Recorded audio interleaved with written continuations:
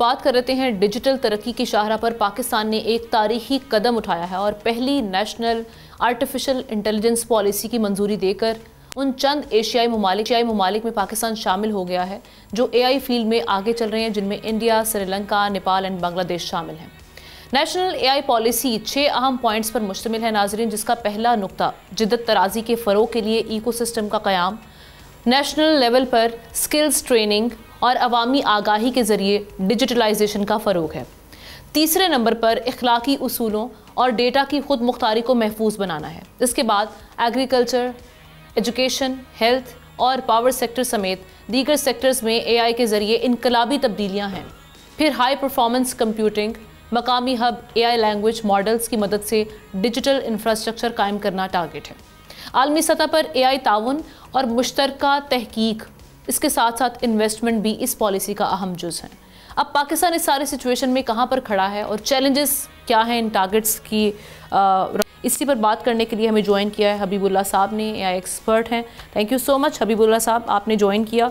ये कहिएगा कि जिस तरह से मैंने सवाल किया कि पाकिस्तान को आप कहाँ पर देखते हैं टैलेंट पूल में, जब पाकिस्तान की बात की जाती है, जिस तरह से हमारा इस वक्त आईटी सेक्टर आगे बढ़ भी रहा है और तरक्की कर रहा है, एआई की दौड़ में आप पाकिस्तान को कहाँ पर देखते हैं और साथ ही साथ हमारी मंजिल कहाँ पर है? ये जो सारी नेशनल एआई पॉलिसी सेट की गई है, इसके टारगेट्स अचीवेबल हैं, ऑप्टिमिस्टिक हैं इनको लेकर आप? देखिए, सबसे पहले तो ये बात जान लीजिए कि हम टेक्नोलॉजी में ना काफ़ी सारे ममालिक से काफ़ी सारे एरियाज़ में कोई 20 साल पीछे हैं। इंडिया की बात कर लें तो हम कोई 20 साल पीछे हैं। एआई के ज़माने से फ़ायदा ये है, अगर हम एआई को समझ के इसके ऊपर, क्योंकि हमारे पास ज़्यादा पैसे नहीं हैं, जितने पैसे हम समझदारी से लगाएं ना, तो हम वो 20 साल का फासला 6 साल कर सकते हैं, 5-6 साल कर सकते हैं। और ये पॉलिसी इसीलिए लाई गई है। देखें, होता ये है कि हमारे पास बहुत सारे इदारे हैं, बहुत सारे पैसे हैं। एआई एक वो जैसे कहते हैं एक वो फाउंडेशन बन गई है जिसके ऊपर आप इमारत खड़ी करते हैं। आप ये नहीं कहते कि आप टेक्नोलॉजी चाहिए, आप कहते हैं एआई चाहिए। हर चीज़ के ऊपर एआई चल सकती है। तो जब ये इस तरह की चीज़ होती है तो हर कोई इसके ऊपर पैसे खर्च करना शुरू कर देता है। और हमें एआई पॉलिसी इसीलिए चाहिए कि ये पैसे जो हमारे पास कम है वो इस तरह से इस्तेमाल हो कि ज़्यादा से ज़्यादा मुल्क को फ़ायदा हो। इसलिए एआई पॉलिसी आई है और इसको मैंने अच्छी तरह स्टडी किया है। जिन ममालिक की आपने बात की, ये एआई पॉलिसी उन सबसे बेहतर है। ज़ाहिरी बात है, इसको जिस तरह से इस्तेमाल किया जाए वो और बातें वो हम देखेंगे, लेकिन पॉलिसी बहुत अच्छी बनाई है। 3 वजह से बहुत अच्छी मैं आपको बताऊं। सबसे पहले तो ये तरजीहात आपको दे देती है कि जी हम कहाँ पैसे खर्च करें कि मुल्क का फ़ायदा हो और इस तरह फ़ायदा हो कि आईटी एक्सपोर्ट्स में इजाफा हो। आप आईटी एक्सपोर्ट्स देखें, हर साल कम होती जा रही है। वो इसलिए होती जा रही है कि हम मेहनत नहीं कर रहे। मेहनत तो हम दुगनी कर रहे हैं, पिछले 2 साल में हमने दुगनी मेहनत की है। बात यह है कि जब आपका बेस ही लो हो ना, तो जब आहिस्ता आहिस्ता आप उसको अपॉर्चुनिटी को इस्तेमाल कर लेते हैं तो फिर वो लो शुरू हो जाती है ग्रोथ।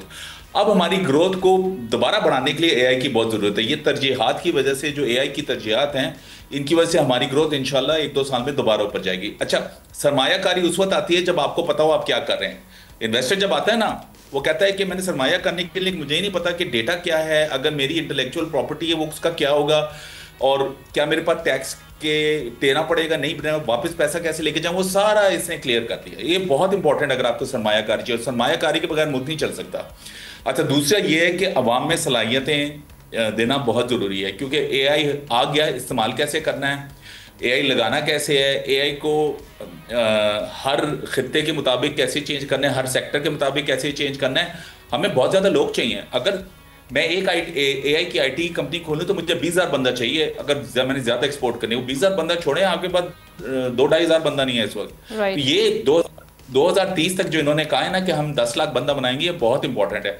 फाइनली डेटा कैसे इस्तेमाल होगा, ये बहुत इंपॉर्टेंट है। इस वक्त अगर आप कहें ना कि मैंने एक बैंक के अंदर कस्टमर बनना है, पाकिस्तान में वो कस्टमर काम का है नहीं है, ये है, इसको समझते समझते ना 1300 रुपए लग जाते हैं।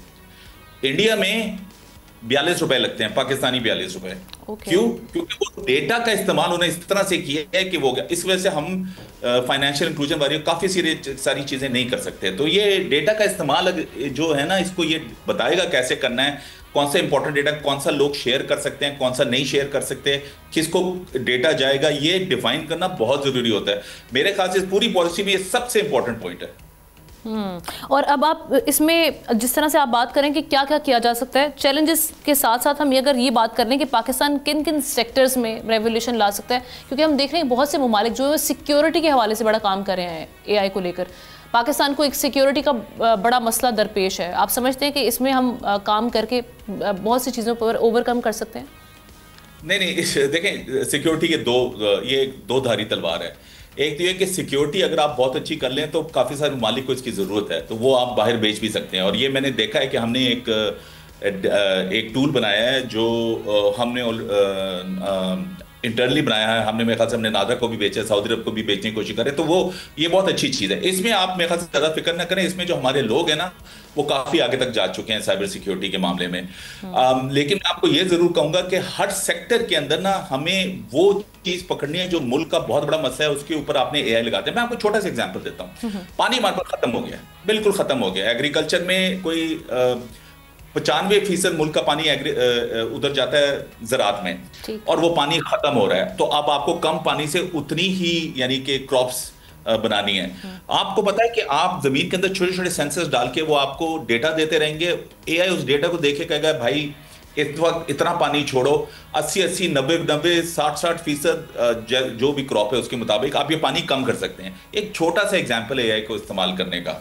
तो उसी तरह अगर आप एजुकेशन की बात करें, हमारे पास अगर आप मुझे करके ना कि मेरे पास $10 अरब है, तो ये $10 अरब से सबको पढ़ा दो, नहीं कर सकते। आपके पास टीचर ही नहीं है आपके पास। आप क्या करेंगे? AI पढ़ा देगा सबको।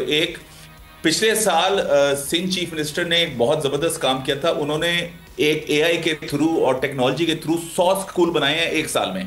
आप सोच भी नहीं सकते, और बहुत सस्ते में। कैसे? 2 हफ्ते में कोऑर्डिनेटर ट्रेन हो जाती है, टैबलेट और के ऊपर बच्चे पढ़ते हैं, AI उनको बताती है क्या पढ़ना है, कैसे पढ़ना है। Great. तो ये मुल्क को अगर आपने बचाना है ना, जो हमारी बहुत बड़ी बड़ी प्रॉब्लम्स हैं, वो सिर्फ AI सॉल्व कर सकती है, और बहुत कम पैसे में सॉल्व कर सकती है। इसीलिए AI पॉलिसी इतनी इंपॉर्टेंट है। वो कहती है कि भाई इधर तवज्जो दो, इधर ना देखो। बिल्कुल। सब्सक्राइब करें और बेल दबाएं ताकि कोई खबर रह न जाए।